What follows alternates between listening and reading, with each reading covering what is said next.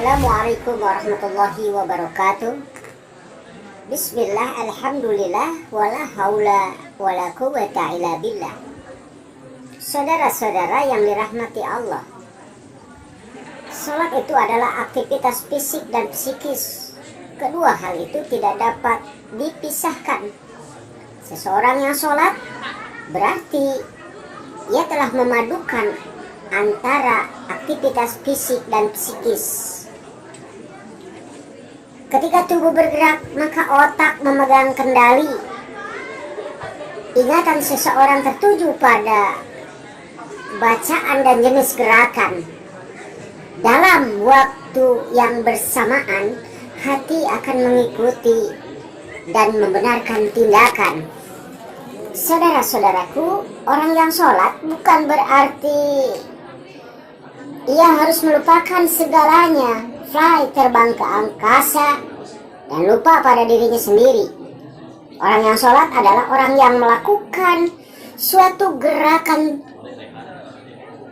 dan suatu ibadah yang penuh kesadaran akan Allah ada di hadapan dia. Allah tidak membenarkan orang yang sholat dalam keadaan tidak sadarkan diri, seperti di dalam Quran surat An-Nisa ayat 43.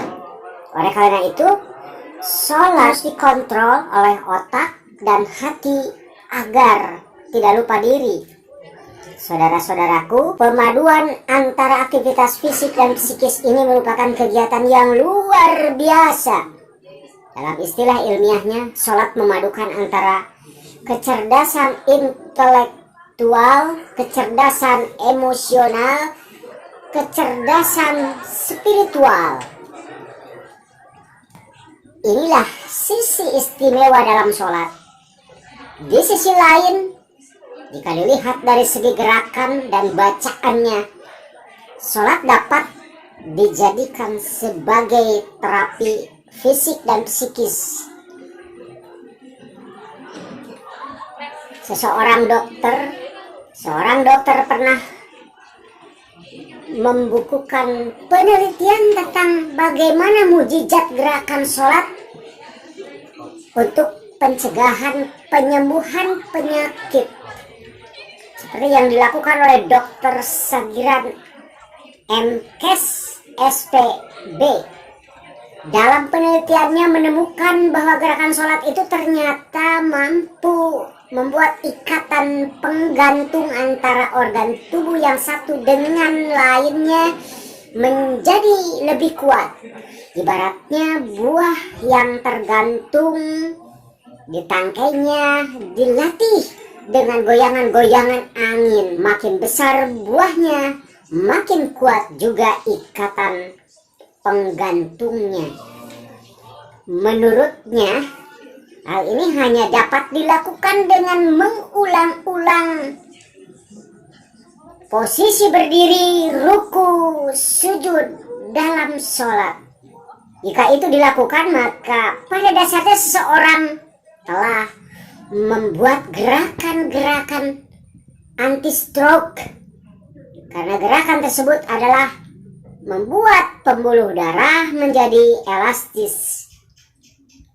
Adapun pengaruh posisi ruku dan sujud terhadap organ dalam adalah memperkuat ikatan penggantung organ ke dinding rongga tempat organ itu berada.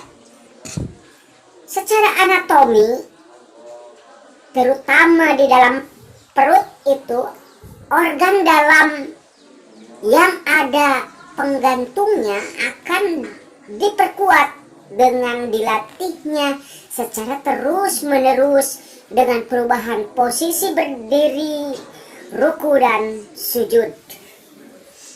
Saudara-saudaraku, kaum muslimin, berdiri tegak dalam sholat akan membuat tubuh menjadi tegak, karena seluruh ruas tubuh diposisikan secara sempurna sesuai.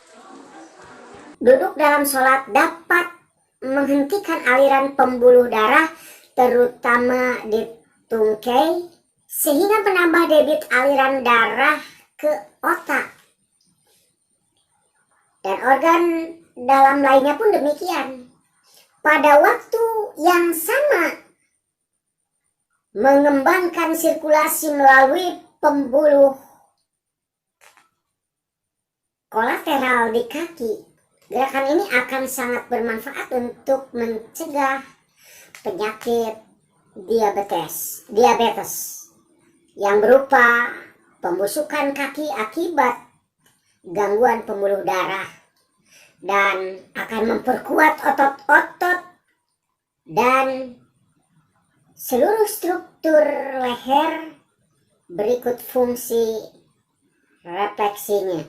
Bagaimana yang disebutkan di dalam ayat Al-Quran, bahwa sholat adalah satu bentuk zikir kepada Allah, dan zikir akan bisa menimbulkan ketenangan batin sebagaimana dijelaskan di dalam Al-Quran, yang artinya yaitu orang-orang yang beriman dan hati mereka tentram dengan mengingat Allah. Ingatlah, hanya dengan mengingat Allah hati menjadi tentram. Quran surat Ar-Ra'd ayat 28. Mengapa tenang? Karena dengan mengingat Allah, otak manusia akan mencairkan kimia kebahagiaan yang disebut. Karena dengan mengingat Allah, otak manusia akan mencairkan kimia kebahagiaan yang disebut dengan endorfin. Ketenangan batin sangat berpengaruh kepada seluruh tubuh manusia. Perhatikanlah hadis Nabi Shallallahu Alaihi Wasallam yang berbunyi, ketahuilah bahwa pada diri manusia terdapat segumpal darah. Apabila ia baik, maka baiklah seluruh tubuh, dan apabila ia rusak, maka rusaklah seluruh tubuh. Itulah yang disebut dengan qalbu atau hati sanubari. Hadis riwayat Bukhari. Hadis ini semula hanya dimaknai hanya dari segi moral, yakni barang siapa yang hatinya baik maka perilakunya akan baik, dan sebaliknya manusia yang hatinya tidak baik maka perilakunya tidak akan baik. Saudara-saudaraku, dalam kajian hadis, saudara-saudaraku, secara medis berarti sholat itu, saudara-saudaraku, dalam kajian medis, maka sholat itu, saudara-saudaraku, dalam kajian secara medis, hadis tersebut sudah barang tentu berarti untuk dunia kesehatan yang termuat di dalam teorinya psikoneuroendoktrin imunologi, yang menjelaskan bahwa hati yang tenang akan mempengaruhi saraf, dan saraf akan mempengaruhi sistem kelenjar, dan kelenjar akan mengeluarkan hormon yang disebut endoktrin. Dan yang sehat akan berpengaruh kepada imunitas kesehatan fisik. Maka dengan demikian sel-sel darah, sel-sel yang radikal, umpamanya sel kanker, itu adalah penyakit lain dan akan menghilang. Sebaiknya jika seseorang itu suka stres, marah, rakus, dan sebagainya, maka cairan tubuh yang muncul adalah cairan racun, dan fisik seseorang menjadi lemah serta mudah terserang. Demikian pembahasan sholat dari segi terapi dengan menggunakan mode Sufi healing.